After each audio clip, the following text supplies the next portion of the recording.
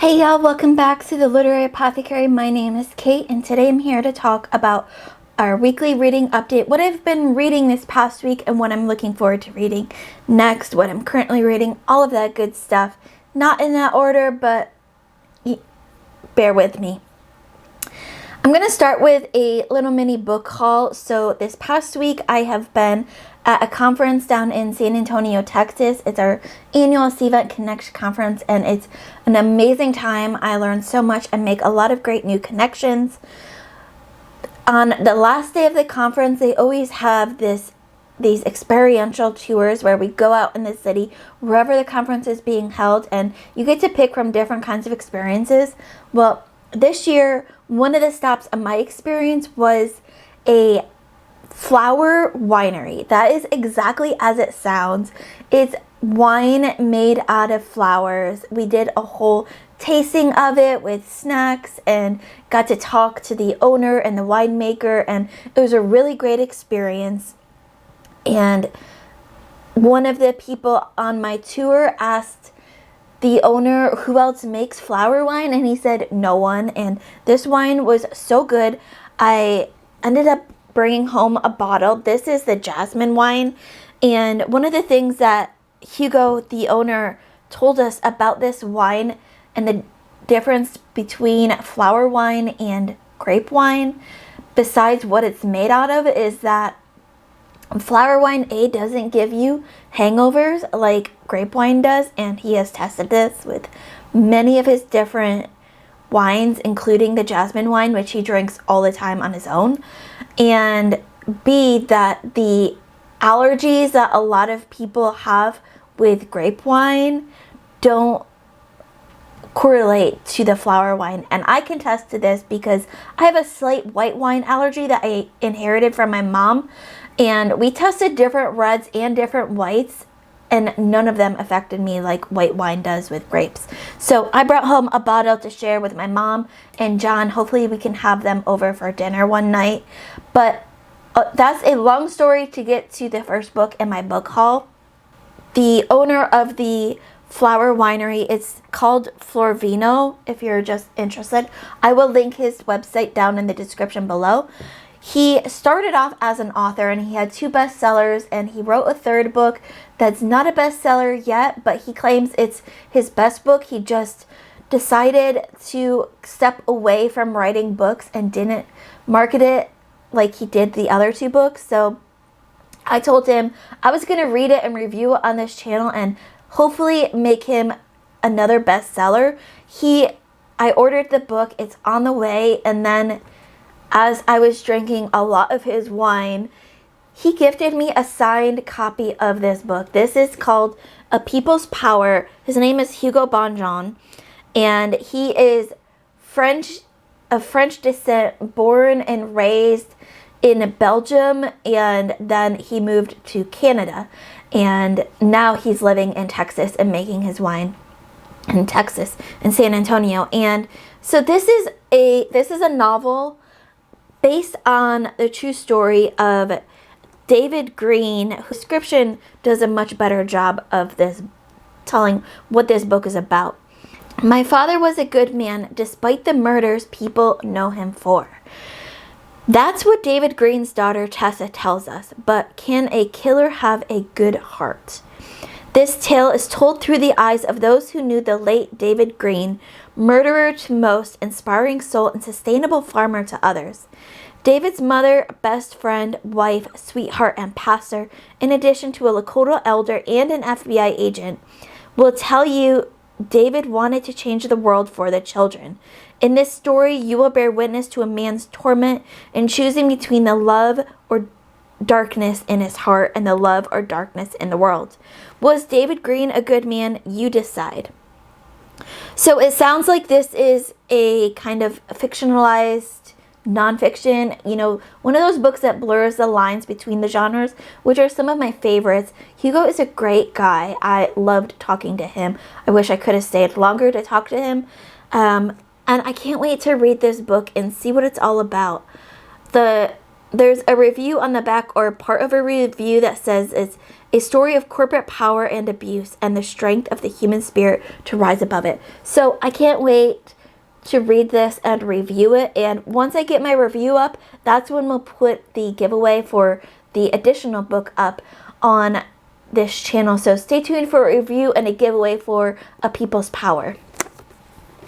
Now, the other book that I have here today in my book haul is a book written by my dear friend Corey and his husband. Corey's also a co-worker at my work at Duke, and he and his husband, this is a great way to celebrate Pride Month. I love that they released it during Pride Month. It came during Pride Month, so I'm able to read and review it. It's going to be a quick read because it is a kid's book. It's based on their story of adopting their adorable daughter, Ava. It's called We Love You for Ava, if you can see that. I am already in love with this. I absolutely can't wait to read this and share it with you all. I'll have a link for this as well as Hugo's book in the description below. But if you want to celebrate Pride Month in an adorable, unique way, you've got to check out We Love You for Ava. So now let's get to what I finished this week. I finished one ebook and a whole bunch of audiobooks. We've had a lot of traveling. So first, let's get to the ebook. This was The Arc for Loyalty to the Max by Maya Darjani. This is book 2 in the Broken Union series. I loved being back here, and this book had so many twists and turns. It kept me on my toes the entire time. Look for a dedicated review for that one coming soon. Now on to the audiobooks that I finished. I finished Emma by Jane Austen. This was a reread for me. This was like the third or fourth read I've done of this book. It remains one of my favorites of Jane Austen's, and Emma Thompson is still my favorite Austen narrator in audiobook format. She just does such a great job of capturing that atmosphere and feeling of Jane Austen. After that, I read a short story, A Cat Was Involved by Spencer Quinn. This is book 0.1 in the Chet and Bernie mystery series. It's from a dog's point of view. The dog is Chet. It's adorable. Chet fails essentially the police academy. He's trying to become a police dog. He fails and he gets adopted by Bernie, and this short story was great, especially when he comes across the cat. It's so much fun, and it's so short. The audiobook was less than an hour long. That's how short it was. And that's why I was able to finish it in just a day. Really, it was like I just sat there in my bed as I was waking up in the morning and listened to it. It is a prequel, and is one of those prequels that you don't need to read the rest of the series in order to get it. I haven't read the rest of this series yet. I didn't even know about the rest of this series. It was one of those random books on my Audible account that are going away in July, so I had to scoop it up before it went away. Another book that is on my Audible library that will be going away in July that I finished on my trip is Cappuccinos, Cupcakes, and a Corpse by Harper Lynn. This is book 1 in the Cape Bay Cafe mystery series, and it's a cozy mystery, and it had the perfect setting and atmosphere in it for me. Look for a review for that one coming soon too. That brings me to my current reads. What am I reading right now? Of course, I still have The Mad Ship by Robin Hobb, and I'm really loving getting more of a deep dive into the live ships here. We have The Unwilling by Kelly Braffett, and the magic system in this book, well, I don't even know if you could really call it magic system, but one of the unique things that's happening in this book, and I'm still early on, but it's something that is prevalent in the book already. We have 2 essentially main characters, and they're bonded in a unique way where if one of them gets any kind of injury or even like a hangover, the other one feels that pain also. And the second person will heal from that pain a lot faster than the person that's getting the actual physical pain. And it's just so unique to me. I am also reading The Arc for Only a Grave Will Do by James Lloyd Doolin. This is the final book in the Mulatu trilogy, and this one, already feels heavy. I'm maybe 15% in this. Definitely trying to get it read in the next week so I can get a review up before release date. Really hoping to get that done. It's really heavy, but it's Doolin's writing is just so good in this series. The last thing that I am currently reading right now, besides some other random things, is Love Hurts by Jim Butcher. This is a short story that I am trying to get done so then I can start Changes, the next Dresden novel. I am also reading Outlandish Companion Volume number 2, which is kind of the reference companion guides to the Outlander series. This is for books 5 through 9, I believe. I am enjoying getting this deep dive into our Outlander series. John and I are continuing on with The Decision by Kevin Hart, that audiobook, and I think that's it for now.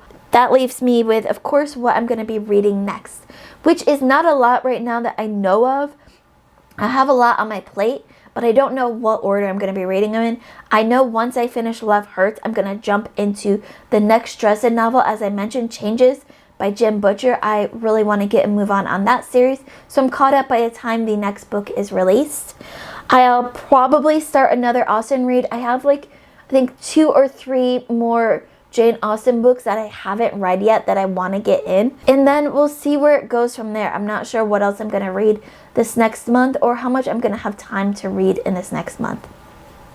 Some videos that you can look for this coming week: spoiler-free dedicated review for Ninth Reign by Jen Williams.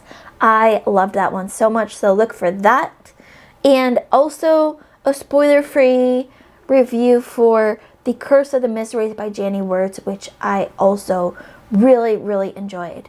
So that is it for my weekly reading update. Today is June 14th. Sorry this came out a little bit later. I'm just trying to get into the swing of things again after being gone for a week.